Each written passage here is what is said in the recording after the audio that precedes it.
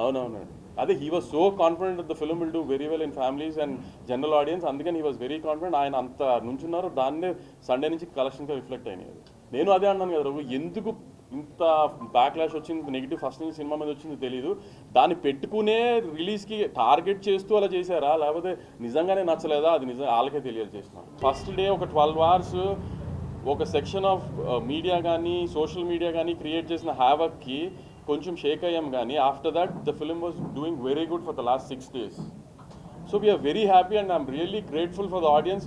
అవన్నింటినీ దాటి ఆడియన్స్ థియేటర్కి వచ్చి సినిమా చూసి సినిమాకి ఇంత రెవెన్యూ ఇచ్చి నా భయాలందరినీ సేవ్ చేసింది. నేను ఆడియన్స్కి చాలా హార్ట్ఫుల్గా థ్యాంక్స్ చెప్తున్నాను. మహేష్ బాబు గారికి నేషనల్ వైడ్ యూజ్ మార్కెట్ ఉంది కదా, ఈ సినిమాకి వచ్చేటప్పుడు రీజనబుల్గా చేయడానికి కారణం రాజమౌళి గారి సినిమాతోనే ఆయన అన్నీ ఓపెన్ చేద్దామని అది నెక్స్ట్కి అలా ప్లాన్ చేస్తున్నాం.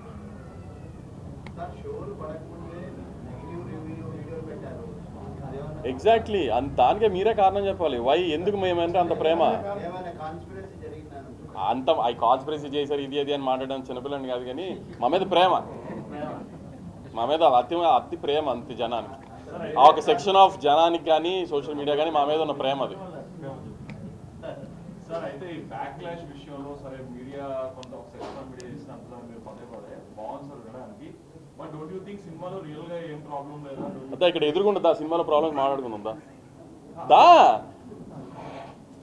నీకేం ప్రాబ్లం వచ్చింది చెప్పు, దాన్ని బట్టి నేను చెప్తాను కదా. లైవ్ అంట, సారీ. ఇప్పుడు నేను చెప్పిన సినిమా ఏంటో, ఒక జైరామ్ క్యారెక్టర్ అనే ఆయన వాళ్ళ వైఫ్ అతను ఎందుకు వదిలేసిందో అతనికి తెలుసు, ఒక రీజన్ ఉంది అతనికి.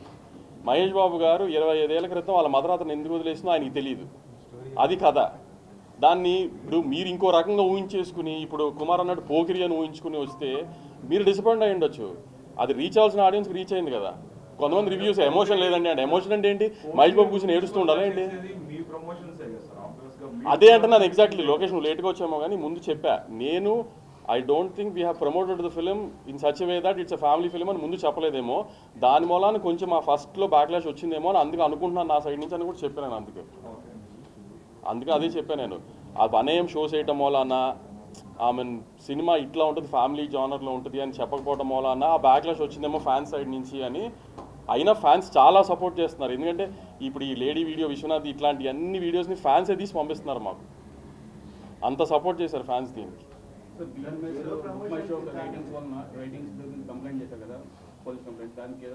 పోలీస్ కంప్లైంట్ మేమేం చేయలేదు.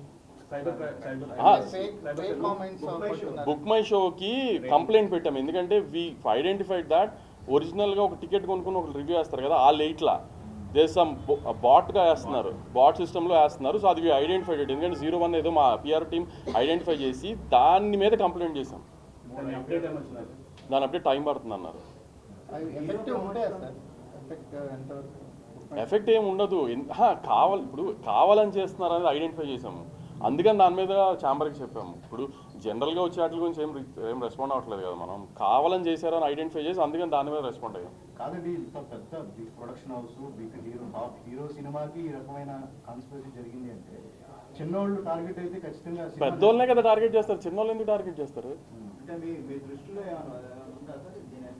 అవన్నీ మీరే కనుక్కొని చెప్పాలి.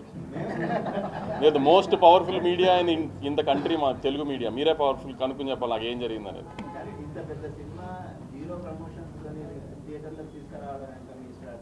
జీరో ప్రమోషన్స్ ఏం లేదండి, మేము ట్రైలర్ ఇచ్చాము, పెద్ద ఈవెంట్ చేసాము, అన్నీ చేసాం.